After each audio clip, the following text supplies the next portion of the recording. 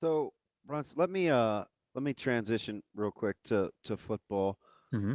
Just a couple of days away, we got into this discussion with Mike J and actually BC to some degree too with development, and I'm kind of back on that poster child for development. And we landed this plane yesterday about the transfer portal. And if Nebraska's going to be a program that just kind of supplements, right? A key spot here, plug a hole there, plug a hole here, and you wanted Nebraska to capitalize on the success, would you start with Weri or Pritchett if you're going to try to grab a high profile guy out of the portal or two?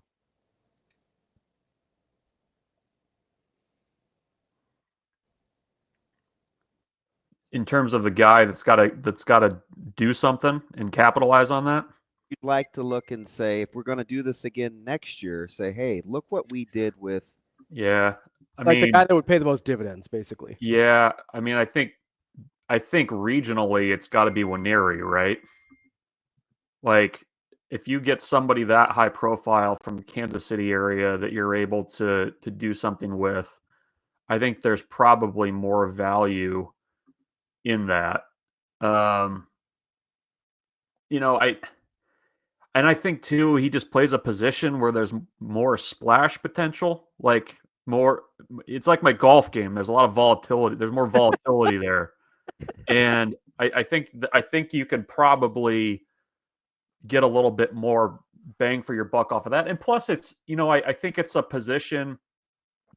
Edge, I think, everybody's looking for tackles, but I think edge is where you can kind of change the look of your defense if you find the right guy, or like a defensive end. Like that to me is a little bit more interesting. I mean, are we talking enough about him? Like, I you so again, I'm not kidding you. Last week I said it, and then I asked again yesterday. I'm like, it seems like for a guy that was that highly sought of, he's an afterthought. And I asked BC if it was because we're gun shy, we don't know what we're getting, we're I don't know what, but for a guy that matters so much in the recruiting portal rankings, he he's almost non-existent. yeah, no. Well, I think part of it. I think part of it is the way that he ended up at Nebraska. It was early in the portal process. Like, it's been months now. There was no drama. He had the do not contact As when he well. went into the portal. I wonder if that affects it a little bit too. I think there's probably a little bit of gun shyness too. I mean, there's just without the name, you look at the profile of a highly ranked guy that was not productive at his last stop, and you kind of had the whispers of what kind of a practice player he is, that kind of a thing. If it was a bad spot or whatever. I think all that probably matters.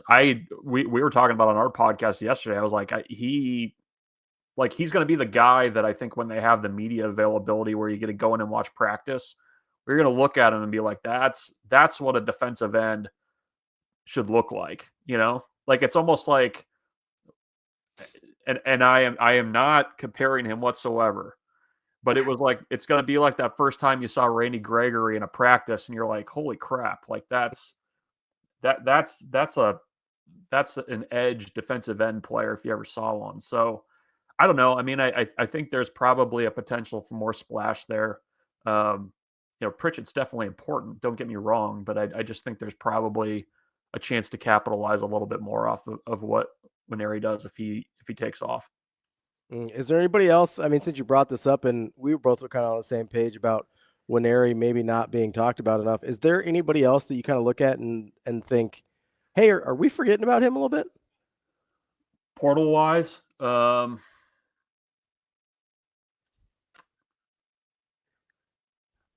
don't know. I mean, I think Andrew Marshall's got pretty high potential there.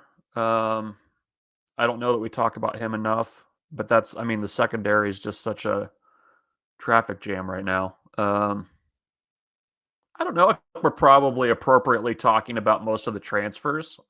I think Weri is probably the one where you just go down the list and you're kind of looking at who's there on the roster, and it's kind of like, oh, right, the a former top 10 player in the country is on the roster. Remember that? It just seems, and I get it, right? It started with Coach Rhule's response to the offseason national championship question. They've been saying they just want to play football. Don't over accentuate it. I mean, the theme is clear, right? They just buckle it up, get better, limit the distractions. Like we've heard this over and over and over again. And maybe the fans are like, hey, we've seen this before. Let's just see what we got. Well, no, I think there's definitely that on the part of the fan base of like, kind of tired of talking about it a little bit. And that's the tough part when we're sitting here in March. Like it's talking season, like and you're not getting the benefit of the spring game now to kind of at least see a little bit of it, which I'm eager to see how that kind of changes the discussion about things. But yeah, I mean, I think there's part of that. I mean, part of his comments, even about guys that, you probably don't think you're having to worry about. He's been pretty pointed in his comments about Dylan and what he's got to do this offseason. So I think that's definitely, I don't think anybody's safe from the commentary there from the head coach.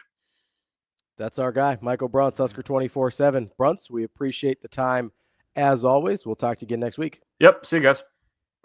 Enjoy that Summer Sanders and Ahmad Rashad. Are we ringer or no ringer?